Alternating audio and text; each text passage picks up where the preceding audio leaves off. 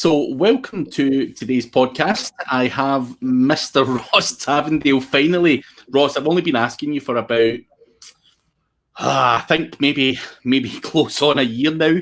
I'm not sure it's been that long. 6 months to come on my podcast, and finally we get a hold of you. So good to have you. I'm a bit of a slut for the numbers, Craig. I was actually just waiting until you got your subscriber base up, so I didn't waste my time. No, You're probably not even kidding either. But no, it's busy diaries. It's hard to pin you down as well. Our agency's been growing at an extreme rate, and finding the time to do things is always challenging. But I'm glad we've finally been able to get this scheduled in, because I'm pretty sure you're ready to give me an absolute roasting. So I'll be interested in what you can ask. Not roasting as such, but obviously your journey and things that are going on and how you do things and the type of people you work with are all very interesting compared to the way we work. So obviously we are quite good friends and we talk a lot, and at events we get on really well and stuff, but we are opposites in terms of where we work and the way we conduct ourselves and all of that kind of stuff. And you run an agency. I hate agencies. You're Mr. Corporate. I'm Mr. Whatever. I'm not even going to say Mr. Scumbag. But no, you're the laptop entrepreneur. You're like the freewheeling entrepreneur, and I'm Mr. Corporate. So we do have opposites in a lot of respects in terms of business, and obviously that's sometimes it's good to hear some of the stuff that you do, and some because I'm not working with the same type of people that you are and stuff like that. So first off, obviously, for anyone who doesn't know of Ross, who's listening, he's the owner of Type A Media in London, the face of Canonical Chronicle, who I'm sure you don't really need an introduction, to be honest. But how long have you been doing the Type A Media thing for? Is it probably about 4 or 5 years? No, much less than that. So this is the second corporation tax bill we're about to pay. So we're actually less than 3 years old, or the brand Type A Media is less than 3 years old.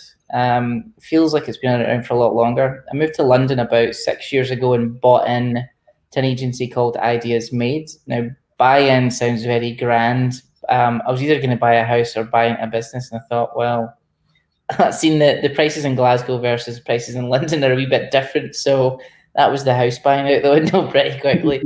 And I bought into that business. The guy I went into business with it was like web design. So he had like Peroni and Red Bull and all that, and The Guardian as a client. And the idea we were meant to cross-sell to each other, but we very quickly realized that the guy who's in charge of designing the new Peroni website is not the guy doing the SEO. In fact, they're not even the same department. They don't even know each other is. It's very hard to cross-sell. So 3 years later, we decided we're just going to go back to running our own thing. And that's when Type A was born. Type A was born. So a little bit about when you started, because I think I started to get to know you when Type A Media was just starting. That time we spoke together in London a few years ago. And I think, did you work in a metal container, or did I just make that up? No, you're right. So we're a bootstrapped agency. So that means that everything that I've built has come from my personal savings account. And when you're bootstrapping and you don't have any money and you need an office space in London, and someone says you can work inside this shipping container and it'll be 600 quid a month and you can fit 10 people in it, I'm like, okay, what's the downsides? He's like, well, it's Portaloos outside. So we spent a year of our lives as a growing fledgling agency. If it was raining and we had to go for a pee, you were getting wet. It's as simple as that. What about that? Were these places kitted out properly, like with like proper walls, or was it literally your back was against the metal? Oh, no. So like it was fitted out with like a floor and walls and things like that. It had Wi-Fi and electricity and things. It was pretty basic. And it was in a place called Elephant and Castle, which sounds quite fancy. I'd call the arsehole of, am I allowed to swear? I suppose I am. Yeah. It's the arsehole of London. It is an absolute shit show in Elephant and Castle. We would have homeless guys coming in, stinking a piss, being like, oh, can I get a fat? And I'd always stupidly give them money when they just kept coming back and coming back. I'd have a guy, we were on the ground level as well, so people would just walk in and be like, oh, I've got an idea for an app. And I'm like, oh, God. So a lot of nutters, a lot of people coming in trying to sell CDs and all that. We get robbed a couple of times. Like, it was horrible. Hell. Interesting, but it's nice to see, when I started my agency, I was slumming it. I think my first office bill came off the credit card and all that kind of stuff. So I've been there and slummed it as well. And I think it's great to see. One thing that, I slag you off for is the amount of times that you move office. So how many times in that couple of years have you actually moved office? It must be 5 or more. Got to be. Yeah, it's been four times in 3 years, 5 times over 4 years when it was Ideas Made then Taipei. We just keep growing, and the thing is, because we're bootstrapped, we can't just walk into a 2,000 square foot gorgeous place. And the idea of going to something like WeWork, where it's £600 to £700 per person per desk for like a postage stamp size office, is just not worth it. And we want to put our own stamp on it and control it and brand it and things. So we just keep moving. So we first moved into a place in Clapham. We shared an office. So from the shipping container, we then shared an office with an estate agent. They had some spare desks. So that was a big step up because they had indoor plumbing. And then after the estate agent, we then moved to our own little place, 300 square feet, which is the size of, I don't know, like a small living room. We ended up putting about 6 people in that office. And then when we realized we needed to add another 4 people to the business, we actually got rid of the tables and just got smaller tables to make more space. So the guys were absolutely raging. They came in one day and they had these little tiny coffee table things pushed up against the wall, middle of summer. It was absolutely horrible. But we fit 10 people in there. And then we moved into the current studio, which is where we are, which has got a nice dedicated video studio with my little fancy SEO is dead neon. And that's 800 square feet. It's its own kitchen, its own bathroom, and all that sort of thing, which is basic. Everyone's like, so what? It's got its own bathroom. You're in luxury now compared to where you've been. Exactly. You could even stay overnight in there if you had to. Yeah, pretty nice. So it's been a fast journey, and that's just because I work all the time. But it feels nice to go from when I had no kind of real prospects. When I first moved here, I moved into a flat shared with another 4 people, mice, cockroaches, the whole deal. The guy, actually, one of the guys that I live with, I found out he was a cocaine addict. I'd get up and go to work at 6 o'clock in the morning, and he was still up from the night before. I was like, so some pretty horrific stuff, but the rent was £400 a month, so I could live off of £1,000 a month comfortably in London, which is unusual. And because of that, all the money stayed in the business, and it stayed in it for a very long time. And because of that thinking, now with all this coronavirus stuff happening and clients cancelling or pausing, we've got enough money in our bank account that we're never going to need to fire anyone or make anyone redundant. So it paid off. That's all thanks to you sleeping with rats and cockroaches and various other bits and bobs. But I think it's a great journey to experience that. But as anyone will tell you, I mean, that's a long time. That's several years. I mean, I know you've recently, in the last 6 months, moved into your nice new apartment and all that kind of stuff, overlooking the Thames, and things are all going. But surely building a business and then going home to sleep with cockroaches, or I think one of the things that always sticks in my mind that you told me that you were going to have a shower and people had potentially snotted on the tiles, and you're thinking that you've got a bit of shampoo or something on you from the previous person. It's not and stuff. I mean, how do you motivate yourself? I mean, surely you must have been in that shower some days going, just kill me now. Kill me now. This is no good. Or, was the kind of looking at the bank balance and storing all your money what made you keep going with that? Yeah, I think when you've got a bit of a... Nietzsche said that if you've got a why, you can bear almost any how, which I think is pretty much where my head was at. it was all self-inflicted. Like, I could move back to Glasgow in 2 seconds and live in a nice place. So like, if it was forced upon me, I would have felt differently about it. But because I was choosing to do it, it was actually quite fun to like, it felt like I was part of something and I was doing something that felt meaningful. So I never felt bad about it. Like, there was obviously times where, like you say, I was in the shower and the guy had spat and snotted all over it, and what I thought was shampoo was actually his bogies and saliva, which was I'm a very clean person, so that did not go down well, to say the least. So there's moments like that where you're like, this is absolutely horrible, and you feel like quitting and throwing in the towel. But when you then see your bank balance going up and up and up, you're getting more clients coming in, you're getting more staff coming on, and you can see a light at the end of the tunnel. I think you need a little bit of hope. Agencies are horrible businesses because I think it's good training as a businessman, because in terms of like dealing with people, dealing with clients, building infrastructure, like it's all like really good training.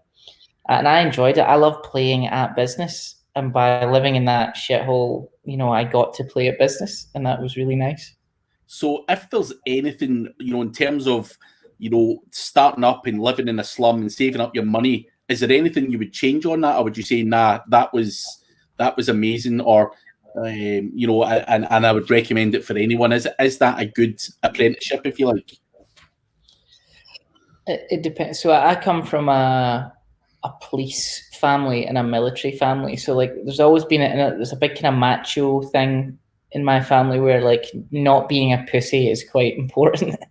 And I would just give myself that talking to. I'm like, just don't be a pussy. Like, I hated myself that on days when I actually first moved to London, I lived in a hostel for a couple of weeks. I couldn't find a place to stay. And I remember, like, in the middle of the night, like, some guy he's begged enough money to get the same hostel room that I'm staying in, and that was grim. That was not nice. But I hated myself that I hated how pampered I felt. Like, I was so pampered that it was causing me huge emotional distress.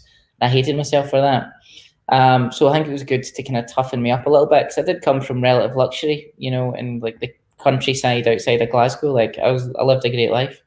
But in terms of how I'd advise other people to do that, I wouldn't advise anyone who wants to start an agency, do not do it unless you're financially independent already. I didn't have anything. So I left my first job with 2 months of income. So I had probably $4,000 total and no job, which is not a smart thing to do. But it really motivates you. If you think that you're going to be homeless, it really motivates you. I would never be homeless because I've got enough safety nets to fall through, but I'd recommend becoming a freelancer first, making some money and putting it away, because I would have made much better agency decisions if I had cash. Yeah. Like, did you ever do that? You'd say yes to a client just because you wanted the money, and although you thought they were an absolutely horrific client? 100%. I think I've actually done a podcast recently, and I can't remember who it was with, and we had that conversation where I was taking money at one point in my agency just to pay the bills. I wasn't thinking, is this going to be a good client? Can I grow that client? It was, I need 10 grand, for example, to make ends meet, and I need 10 grand worth of clients' money, and I don't give a shit who it is. And that leads to a lot of stress. So I can totally resonate with that. What about the people? Like, so you had quite a few people that you were employing. Like, that plays into it. So this thing with scale, like, when you get more employees, it's not about you making money and being the big I am businessman. It's about, do I need to make people redundant? Can I pay them so they can pay their mortgages? That's the thing that stresses you out. Or yeah, I feel it's a stressful thing, and I think it's it's for some people and not for others. I didn't like having that noose around my neck of having so many people relying on me. And obviously changed the approach from being an agency into something else, because I'm not going to sit there and say I couldn't handle it. Could I run an agency 100% and stuff like that? But when I was there feeling it, I just felt like claustrophobic. The walls were closing in all the time, and everything was just a stress. Where's the next wage? What if this client pulls out? How am I going to pay everyone on Friday? And it's horrible. And there's a lot of bad sides that people never talk about. Going to business, they always talk about, yeah, I've got, Virgin Airways as the big client, and we've signed that up in a nice 25 grand retainer, and it's locked down in a 12-month contract. So F you everyone, but it's great to hear, that you've literally lived in poverty, and been fighting and scraping your way up, and I think people don't see that about you, and it's not something people are going to talk about a lot either. You're not going to go out there and say, "Oh, I've lived with cockroaches and I lived with a guy that snotted all over the shower." But I think you're right; it hardens you up, and potentially, if you were brought up in a kind of nice, cuddly environment, it certainly probably made more of a man of you. And I think things happen for a reason. And you've just got to go with the flow. But it's amazing to see you've come out the other side, and have the nice studio now. You've got cash in the bank. You've got an apartment where no one's snottering on you, and stuff like that. But talking about the kind of clients you work with, you've obviously been there and you've dealt with all the dicks that everyone deals with out there. Guys that you probably wouldn't deal with. But some of the big corporate clients that you deal with, you went down there being the guy and living in poverty. How do you go and pitch to clients like that when you're living with cockroaches? How were you able to attract that type of client? Was it luck, or is there? Give us a clue here, because I need to pitch to some clients with this coronavirus. I'm only kidding on, but the sales bit is what everyone is like really scratches their head about, and they're like, oh, how do you get in the room to sell these people? So for people listening, the types of clients we'll work with are, annoyingly, I can't see a lot of them. One of them is an Amazon competitor, which I think there's one in the world. We work with some of the big takeaway companies. We work with the government on a lot of stuff as well. So like good size retainers, 15 to 25 grand a month stuff. We work with one of the kind of national beer brands, that sort of thing. The way in which that all works is just by sheer visibility. So I hired a videographer. So my second hire into the agency was a videographer. Now that doesn't make any sense, because when you're a bootstrapped agency and you're hiring new people, you would hire the SEO guy, the tech guy, the designer, the whatever, not video, because we don't sell video. It was just for me. Mm-hmm. So that was actually my first ever proper hire in that kind of new place, was full-time video. And I've been pushing that out pretty consistently, and just having that visibility. If you go on our website, it doesn't rank for shit, and it's actually really hard to contact us. We probably need to design it. But it's all through just being hyper visible and spending all of the money we saved, it then goes into advertising. If you look at our YouTube channel, we don't have subscribers, we don't have a ton of engagement, but I do absolutely smash advertising on YouTube, Facebook, LinkedIn, Twitter. People have probably been targeted with it pretty consistently. And the thing is, we never sell. So of all the videos, it's never come and work with our agency, buy our stuff. It's always news about SEO, because it's a complicated service and people are smart enough to connect the dots. This guy runs an agency, I can work with them. You don't need to ram it down their throats. A lot of conferences, they really help. Sponsoring conferences, I've done a lot of that.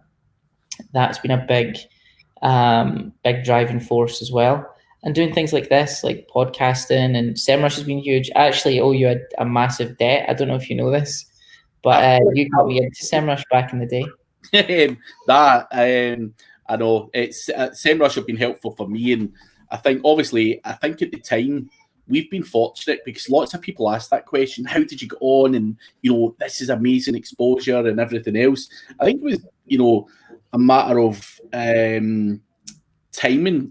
I think Anton said to me, like, do you know anyone else, and good speakers? And I just done that event with you in London, and I was like, man, this guy knows his stuff and talks very well and everything else, so you were a perfect fit at the right time. But I think that's also the same case with me. When SEMrush picked me up, I was on Alexandra Takalova's Digital Olympus, back in 2016. I think it was our first ever one or second one or whatever it was.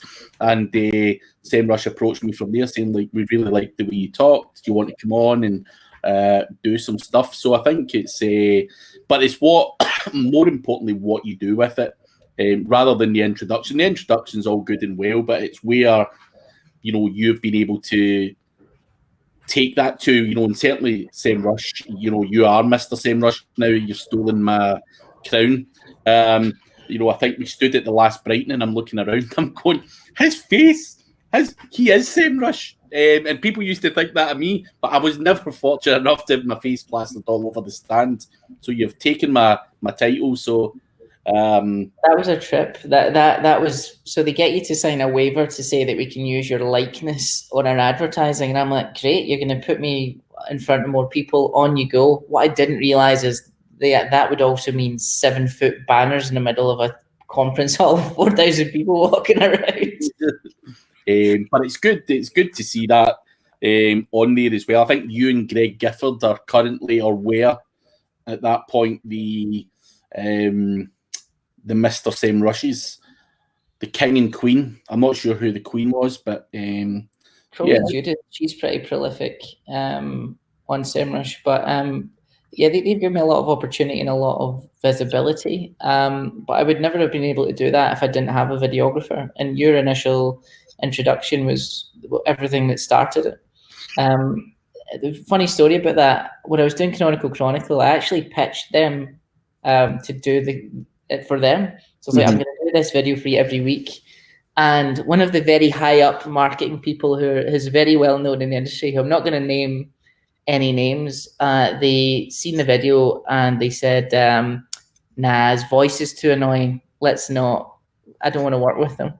And now the opposite is true. So I thought that was quite funny. Ended up doing Canonical Chronicle myself, and I was just determined to like show them that I could make it something, and I have. So in terms of, like, obviously SEMrush exposure, I can relate to it, and, you know, would never say it's bad exposure. The question I want to ask is, you know, doing it yourself or doing it for SEMrush, you know, has its, you know, SEMrush get you instant exposure, but again, you went down the kind of sleeping with cockroaches route and doing it yourself. Was that relatively easy to build up for you, or was that just being consistent and churning it out and people will eventually like it? You know, what's your kind of thoughts on how that built up? When I first had a look at all the content out there, that there was no funny, like, there was a real void left. See, when Rand stopped doing Whiteboard Fridays and they're just randoms doing it, they are good. Brittany Muller's phenomenal. She's an absolute tour de force. Cyrus is really good as well. But there's something about Rand that was just really, really good. I couldn't put my finger on it, and there was a bit of a kind of hole left in the kind of SEO content space. I know Neil Patel does a bunch of stuff, so does Brian Dean, but it's very informational. It's not funny, or it's not that it's engaging because it's useful content, but it's not entertainment. And I just thought, well, if we can do something entertaining, because I remember speaking to you and we were like, the industry is dry as fuck. Like it needs to be funnier. We need to take ourselves less seriously. At the time, I think we're getting a bunch of jip from people in different kind of scenarios as well. And we're like, oh, let's just try and keep it high spirits and funny. And I think that's why we get on so well in the webinars, is just because we are funny with it and we try and have a laugh. I think you've got to. I think life's too short to take everything too serious, and it is what it is. I mean, no matter what, Mr. Corporate, there's going to be someone out there who's saying you're a dick, and, you know, stupid guy here trying to be, you know, the next Lauren Hardy or whatever you want to call it, is also going to get jip. You can never humour everyone, and that's just the way it goes. But on to something else that I want to talk to you about. You know, your persona. You know, you've obviously done your Canonical Chronicle, and you're now seen as Mr. White Hat. And I know, listen, I'm the same. When I go out there, I don't go out to get people banned or websites banned or any of my projects banned. People have this misconception of what's white hat, what's black hat, and stuff like that. You know, I'm a businessman, and I want to make sure that anything that I do invest in provides me with a positive ROI. And I just want to get your take on the kind of link building side of things, because I know you're now more open to link building and stuff. Not that you probably weren't ever open to it, but certainly when I spoke to you in the past, it was like, no, it's all PR and this, that, and the next thing. And I know the kind of project that you bought when we were on holiday in Portugal, your little kids toy website, you tried it out and done this and done that, and you've seen amazing growth on that. And out of curiosity, actually, have you actually done anything with that website since? Is it still lying there just dead?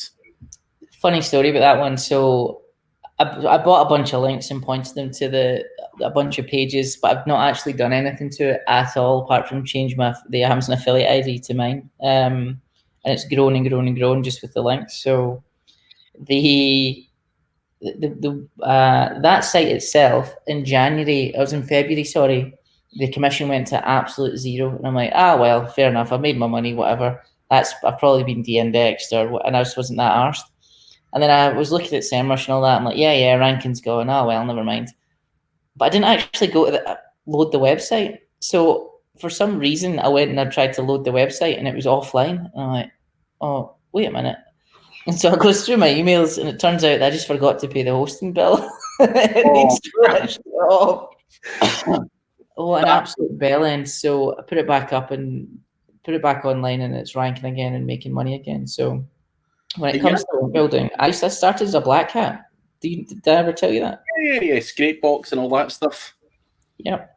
Bookmark Demon, X-Rummer was an absolute dream. Scrapeboard, not a lot of people talk about that. Scrapeboard was the forum spam version of Scrapebox. SE Nuke, that was good. And yeah, but I've not done it I wouldn't know what works anymore, if at all, because I've just not done it in so long. That stuff is proper spam. In terms of what people think is guest posting, people say I never buy a link, don't do this and don't do that. I mean, what's your thoughts on that? It depends who you're dealing with. So if I'm building links for one of my multinational corporate clients, not only is it a bad idea because it creates footprints and it could potentially damage them, they're so big that it's never going to move the needle, because you need to have such huge power to rank for the term like jeans, just jeans, massive head term, or like motorbikes, massive head term. Like, how do you rank for that? Probably not with guest posts. But if you're running an e-commerce website and you want to get some links into a page this is the problem with PR, is it usually the links go to the homepage or a blog post, not the product. So you have to put guest posts into the mix, and you can be smart with it.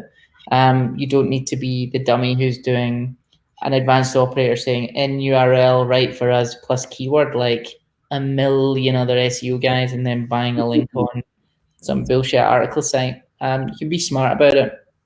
I find the best links to buy are actually the ones based on who you know. So like getting introductions to site owners that either or I know, and doing it like that is the smart way to do it. It's like back channeling and relationship building. But guest posting works. We do it at scale for our clients. If we sometimes pay for them, we sometimes don't. It just depends on what's happening. And I've spoke to a lot of agency people who will not publicly admit to doing it, which I think is really disingenuous. And we have to have a grown-up conversation about what works and what doesn't. Yes, getting links in the Telegraph and the Guardian is where we should be going, but it's expensive, it's hard, it takes a long time. And let me talk to you about ethics, actually. Do you think it's ethical? So if I know exactly how to rank a website, but I deliberately choose not to do it, but still take your money every month because of some white hat, black hat ethics debate, am I being the good guy or the bad guy? I know how to rank it and I'm deliberately not.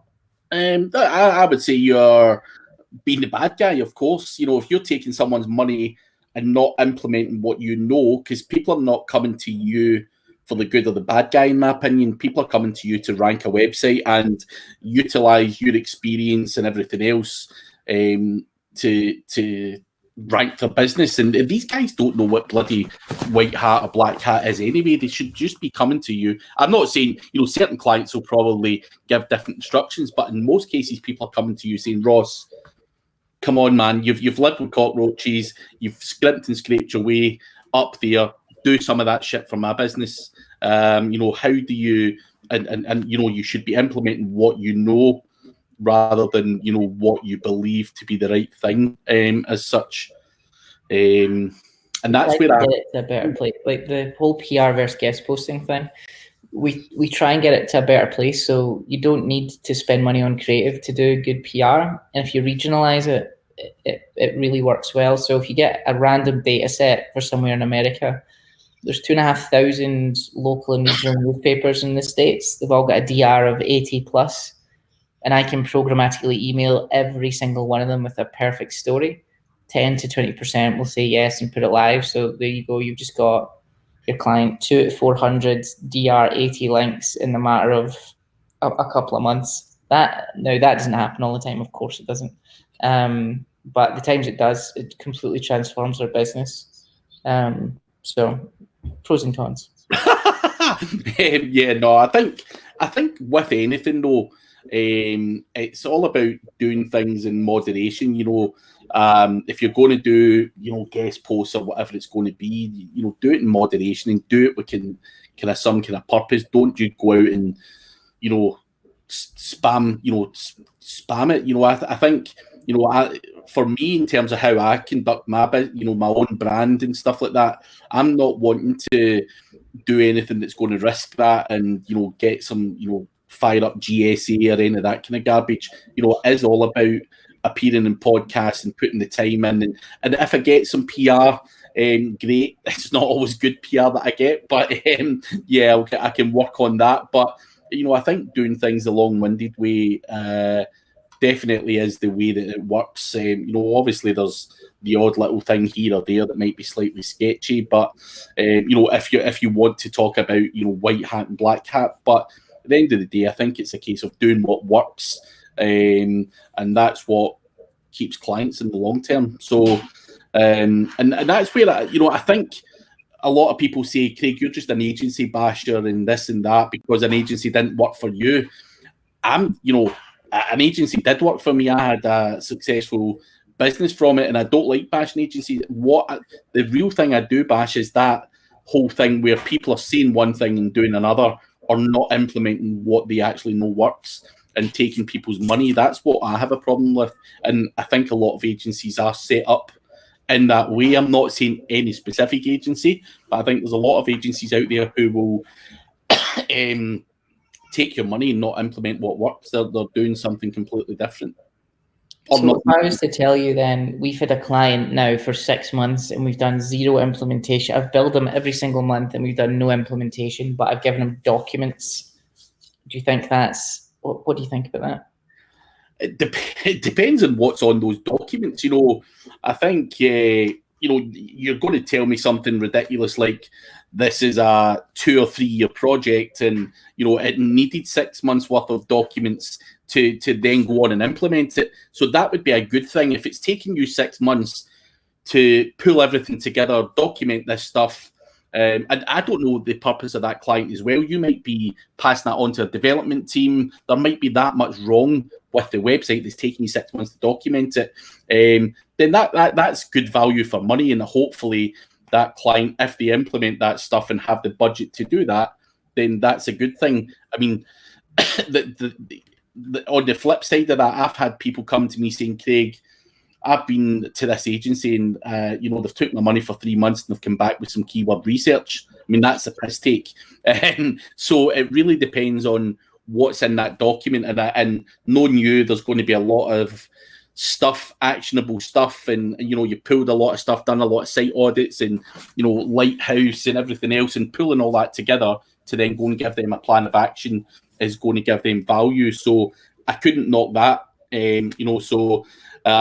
that is what you're going to tell me, right? You've nailed it, actually. Yeah, so that's for a national insurance brand. And in order to get anything on their site, we need to make business cases. In order to make business cases, there needs to be like a full throughput of why we're doing it, data led, and all the rest of it. So all we're doing is once we win the client's business, we're then in a mode of internally pitching all the different people in their business to get shit done.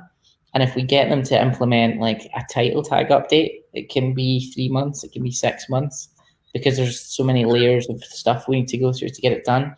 Other times, I literally, the first thing I do with small businesses, I put them on links immediately. Same way when you go into a hospital, they put you in a drip, regardless of what's wrong with you. So I just think it's a smart thing to do. So it depends. Yeah, no, it depends. But I think with people like you, and you know, we've got loads of guys in this industry who are all very smart. You know, your Jerry Whites, your Nick Wilsdens, and it could go on and on and on with very smart SEO guys in this industry. And you would know that if they said it's going to take 3 or 4 months for documentation, then that's what the job is. But as I say, it's the disingenuous, horrible agencies. Some geezer who's just ripped someone off for 6 months and then hands them some shoddy document that says, here's your top 20 keywords. Here's, you might want to do some internal linking. It's just a joke. It's beyond a joke. That is a joke. And the thing is, there's a lot of that out there. But if you think about an agency as a business type, it's actually quite a shit business, because you think of the people that's doing the work. So you create frameworks and you create templates and systems so that every time a new client comes on, you can do it faster and cheaper for them, so you can get more margin out of it. But if you then think about the people that are doing it, you're trying to find people who don't know their true value yet, and you're technically underpaying them for a period of time, and then they leave in 2 years. And that's the entire agency model and agency cycle. You've got a bunch of smart strategists at the top actually working out how to do all this stuff. And you get a bunch of very junior people that are happy to learn on the job, and they're doing the implementation. Because if you think about the financial model of an agency, we have a day rate. So we'll charge £600 a day, which for London is very cheap. Whole agency? 600 a day blended rate for the entire agency. Yeah, I mean, that's cheap. Yeah, I think so. But because of that, trying to give them value inside of that, you need to be, and also we do a 4-day work week. So I've immediately taken 20% of my margin and put it in the bin. Yeah. It's hard work. So the model needs to be right. A lot of people are just templatizing things and bashing it out, which is the wrong way to do it. Teaching people first principles and then giving them thinking frameworks instead of doing frameworks. That's how we would typically do all that. But most agencies are not set up for that. They've got a framework that if you as the client do not fit in it, they're just going to smash you into it. And if you don't get results, they don't care, because they've signed you up to a 12-month contract with no break clause, and they'll take your money and you'll churn just like everyone else. So it's a pretty awful business. So doing it differently, that's probably why we've been so successful, because we don't do things like that and we retain our clients. Yeah, but one question I do want to ask, out of not your agency, but agencies in general, there's a lot of waffle, as you said, in terms of internal pitching and all this kind of bullshit that goes on, which I would find personally very frustrating, because I'm more of a guy that just wants to get his hands dirty and fix things, or delegate things to get fixed, or whatever it's going to be. But realistically out there, clients must be hemorrhaging a serious amount of money on all this kind of waffle, if you like, if you want to call it that, and I know it has to be done and stuff like that. But in terms of working for that, that big client there that you mentioned, the 6 months worth of documentation, how much actual SEO work gets done on a client like that? There must be millions spent. What percentage wise, with dealing with that kind of business is actually going to be done on pitching and all the kind of bullshit, and how much is actually going to get done on implementation? Surely it must be 20% on implementation, 80% on bullshit that doesn't actually mean anything. Yeah, there's a lot of that. I mean, for some of the national clients or the international clients, it'll be probably 50-50. At the start, the first 6 months is usually like auditing and documentation. But actually, see, once you're in, you can get a lot done really quickly. So we went from a period of, with this particular client, 6 months of absolutely nothing to every single week pushing new live updates to the site because we were in and they trusted the process. And that site's now got a 30% increase in year-over-year traffic, which doesn't sound like a lot, but when you're doing tens of millions of clicks, that is a lot. But it took, there's a phrase that says, if I had an hour to cut down a tree, I'd spend the first 45 minutes sharpening the axe. And that's kind of what we're doing here.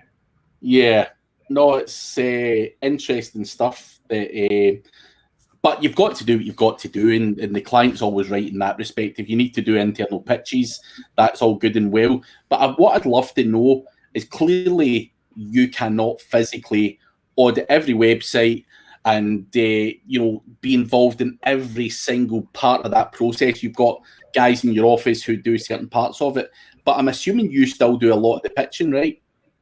I do all the sales, yeah. But in terms of like day-to-day client management, is not me. That was a hard one, actually. A lot of the clients complained about that early doors because they felt like they were buying me. We've got 25 clients. I just don't. I mean, one of them, for example, is like a couple million URLs. Like, I can't do that. That's a team of people. That's not just one person. Yeah. I forgot your original question, but no, I don't do it. We've got an account structure. So we don't have departments. So usually you'll have the SEO team, the tech team, the PR team, the design, whatever. We have client teams. So we'll have 2 portfolios and they've got about 10 to 15 clients in them each. And we actually base it off of a total retainer value. So each portfolio has got X amount of monthly spend, and that's managed by group account directors. And they have account managers underneath them, and they have executives underneath them. Interesting. No, I think the problem we both probably face, though, is people want you. People buy into people. They probably couldn't give a shit about Type A media, to be honest. Yeah. People buy into you. And I had a guy the other week there, actually, who wanted training with us. I say us because it's, I do have a team as well. And the client came to us and said, right, we need some consultancy on this, which is fine. I can consult. We need some training for some content writers to understand how to do keyword research, internal linking, adding it to the websites and all that bullshit. And we need, some of this and some of that. So they went, yeah, that's all good. We pitched them. We said, we're going to do this, we're going to do that. And then the client phoned up and said, it has to be Craig that does the training for the kind of content people. And my business partner, Colin's like, do you really think Craig's going to be teaching people how to do keyword research? Like, his time is not best suited to that. How do you deal with that? What people are buying into you as a person, but maybe not always getting you at the meeting. Is that a problem? And if so, how do you resolve that? Because I'd love to know for my own personal benefit, because it's a pain. I'm not going to sit there and, I've trained guys who've delivered training courses for years and years and years and shown someone how to use Google Analytics or something. I'm not interested in talking about it, and I'm not going to deliver that part of the training. For something more advanced, of course, I'll come in and be part of that. Are you the same? I'm exactly the same. So clients will say things like, you're just getting the top brass out for the pitch, and then we're just going to get some juniors at the end of it. And the answer is yes and no. So what I'd say to them is, do you want your senior strategist to be sitting on your website changing broken internal links? Or are you happy with one of the juniors doing that? They're like, well, obviously one of the juniors. I'm like, right. So the way in which we've done it is I train them the training is very full on at Type A. We've got frameworks for everything. You've probably heard me talk about REST and Boom and Disco and the 4Ds and all that sort of stuff. And that's what they get. And what I'd say to them is, like, the reason why you actually don't want me on your account, because I'm not good, is the answer. Because I'm not, like, if you want to audit like a website, you want my group account director to do that, because he or she is absolutely phenomenal at that, and they do it all day, every day, uninterrupted. I don't. I put together strategy decks on what we need to do to get this into your business. So actually, it's pick the right person for the right job, and it's just being humble with them and being like, you know what, like, if you want tech, let's get the tech guy, the specialist to do that. I can do a bit of all of it, but you really want the specialist. And that's the whole point of buying an agency, is you get a little bit of everyone's specialism in one package. Yeah. So the idea that they want me, what am I good at? Talking shite. That's my main. That's a good way to put it, and as long as your ego allows you to joke about it in that way, because at the end of the day, we all have teams and processes, and we have to delegate stuff. Because as you say, you cannot go and crawl a million URLs, or cast your eye over a million URLs, or whatever the hell it's going to be. And we wouldn't want you doing that either. Your time is better suited to coming up with some lame jokes and doing the canonical chronicle. But no, I think it's one of those things. We'll just have to deal with it. There's no right or wrong answer. People are still saying that's got to be him, and I've never found a good solution to that. But other than doing crappy videos and scaring people off, they don't want to deal with me. That's what I'm trying now with this TikTok thing and everything else. Just scare people away from me, going, this guy's fucking insane. You don't need videos for people to think that, Craig. Yeah. But just to end it, because we don't want to bore everyone to death with agency talk and stuff like that. But what's new? What's going to be happening going forward? Is it going to be more of the same agency life? Are you going to delve into some other stuff? Are you going to invest in stuff? I know you invest your money in stocks and things like that. But is there anything else that you haven't told anyone yet? What the plans are for the future? Yeah, I don't think the agency model is going to be around for the next few years. I think it's a kind of bust of an industry, or it will need to I think my friend Chris Simmons says that he thinks that SEOs will be the same way that accountants are at the moment. The software will get so good, Google will get so good that you'll need a top level consultant or a strategist. You won't really need anyone to do any implementation. And the function of an agency will very rapidly change. It's typically the agencies, the thinkers or the doers, and we're a kind of mixture of both. I'm moving into product, so I've got a tool called Needle that we're building. So we've got a dedicated team of people, 6 people sitting constantly just dedicated to it. Needle is essentially something that it's a journalist search engine where you can put any piece of content in and it'll match it to 100 million articles from the Google News API and give you the exact journalist that you need to contact. We're building a lot more SEO tools as well as part of that. So that's where our big focus is going to be in terms of diversification. The agency bit, we're also just growing into exclusively enterprise-only clients. So we're saying no to a lot of the smaller businesses that we work with now, or they ask to work with us, and we're only going for large brands where we can actually make a difference. And we're training our people to be more like management consultants than SEO people. So that's the kind of way that we're starting to move it, so that you'll come to us for the strategy and the documentation, not for the implementation. One other thing I do want to ask you, and I'm not sure if your thoughts changed on it. I know at one point you mentioned to me last year that you were always going to have clients on a kind of level retainer. You didn't want to work with big clients, because if one of them drop off, it could affect, it impacts 30% of your revenue. Is that, I know you're saying you still want enterprise clients, but are you still trying to implement a kind of level retainer structure as well? Yeah, absolutely. So with the PR and outreach stuff, it's all productized. So there's a single cost. So it's a 5K for every campaign. It's 5K a month retainer, and then you buy an asset to do the outreach, which is typically which is a one-off fee between 6 and 10 grand. So to do like a decent campaign every quarter, you're looking at 25 grand, and that's just a fixed rate.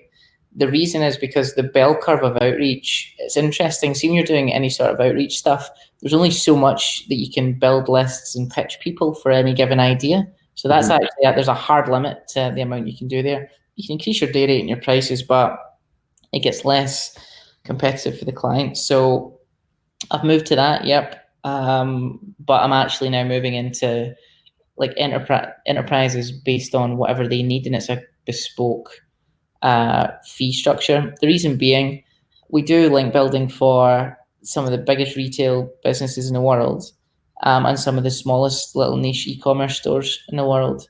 It's the same work. The difference being that one will pay you 30 grand to do it and expect 10 links a month, and one will pay you 3 and expect 100 links a month. So you can get a lot more of those small e-commerce ones, and you can actually move the needle a lot more for them. But for the exact same work, I'd rather get paid considerably more, which sounds very greedy, but it's just business, really. Business is business, and you've got to see it as a business transaction, and that's why we're all here at the end of the day. You want to sail off into the sunset with wads of cash, and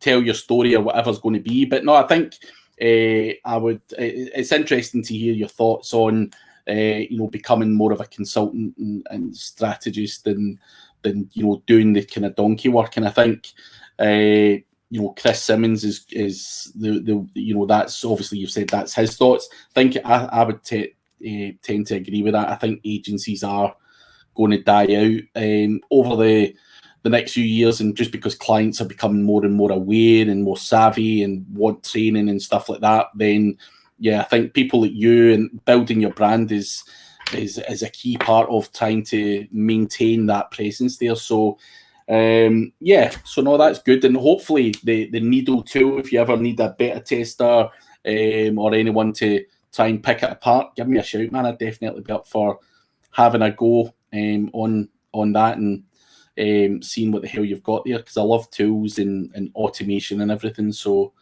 be keen to see that. When are these kind of tools coming out? Is there any kind of launch date or?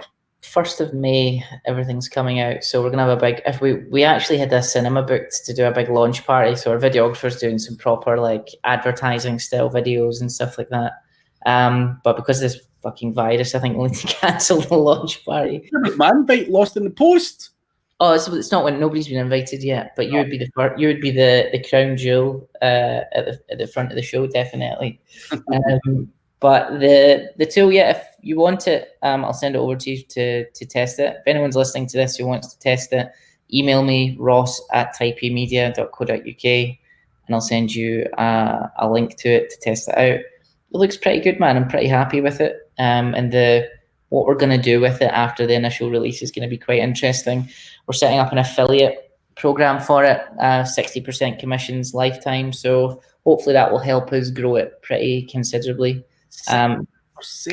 Fuck me. Yeah. That would have to be the highest of commissions for a tool that I've actually heard of. I want people to work hard for it, and the plan is just to get it massive. It's not really to make money off of it.